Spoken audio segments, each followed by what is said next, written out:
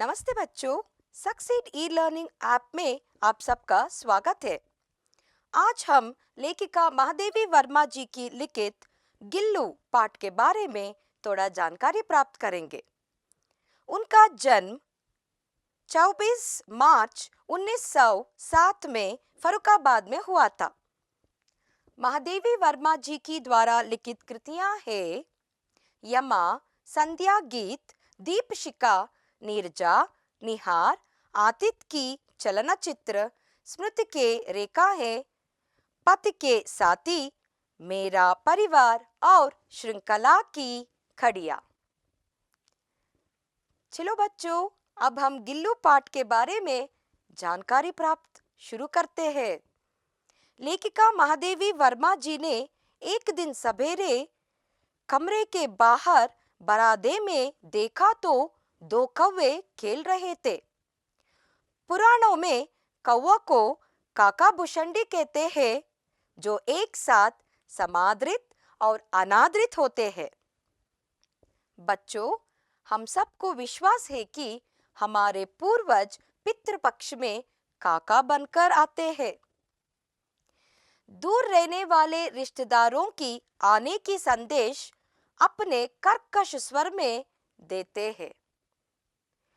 ये सब सोचते ही अचानक लेखिका की दृष्टि गमले के और दीवार के बीच एक संधि में गई, जहां एक छोटा सा गिलहरी का बच्चा अपने घोंसले से गिर गया था और वे कौवे उसे अपने आहार बनाने की इंतजार में थे।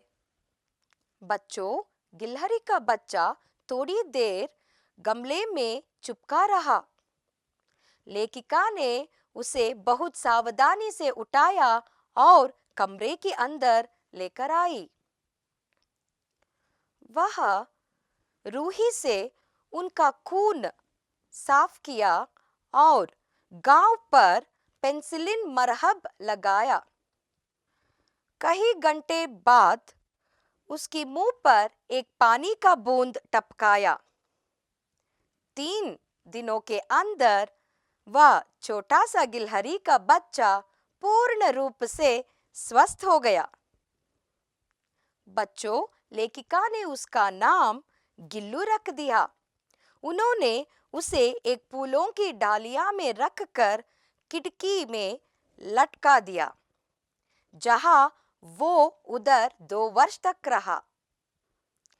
बच्चों, लेखिका जब कभी लिखने बैठती थी, वह तब उनका ध्यान अपने ओर खींचने के लिए कभी पर्दे के ऊपर चढ़ता या उतरता था।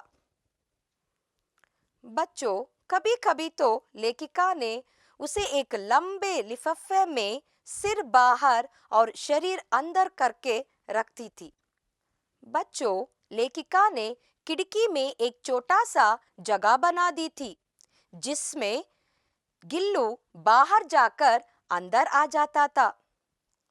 लेखिका को चौंकाने के लिए वो कभी फूलदान के फूलों में, पेड़ के पत्तियों में छुप जाता।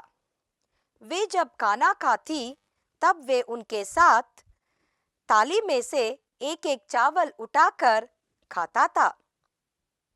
बच्चों, एक बार लेखिका को मोटर दुर्घटना के कारण कुछ दिन अस्पताल में रहना पड़ा। लेखिका की बीमारी के समय वह उनकी निकटी बेटा पंजों से उनका बालों को सहलाता रहता था। गर्मियों की दोपहर में लेखिका के पास रखी सुराही पर वह लेट जाता था। बच्चों, 2 वर्ष के पश्चात गिल्लू उनके अंतिम दिन ना कुछ खाया ना पिया। रात के समय वह अपने ठंडे पंखों से लेखिका की उंगली पकड़कर हाथ से चिपक गया। लेखिका ने उनका शरीर गर्म रखने के लिए हीटर जलाया, लेकिन भोर में वो इस दुनिया को छोड़कर चला गया। बच्चों, लेखक की सोन जूही की लता के नीचे गिल्लू की समाधि है। इसलिए कि गिल्लू को वह लता सबसे अधिक प्रिय थी। किसी वसंती की दिन जूही की पीताब छोटे फूल के रूप में खिलने का विश्वास लेखिका को संतोष देता है। बच्चों, पशु पक्षी भावहीन प्राणी है कौन कह सकता है? वो भी हमारी तरह कभी खबर हमसे भी अधिक भावानुकूल, मानवता और सहृदय से व्यवहार करते हैं।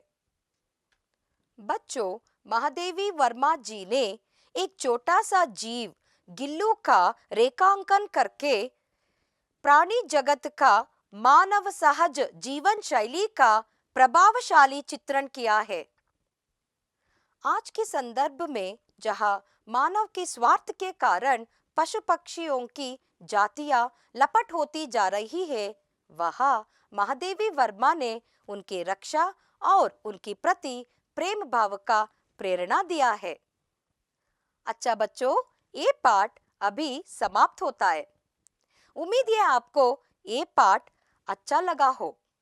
इसी तरह अनेक पाठ पढ़ने के लिए सक्सीड ई लर्निंग ऐप का प्रयोग करते रहे। धन्यवाद।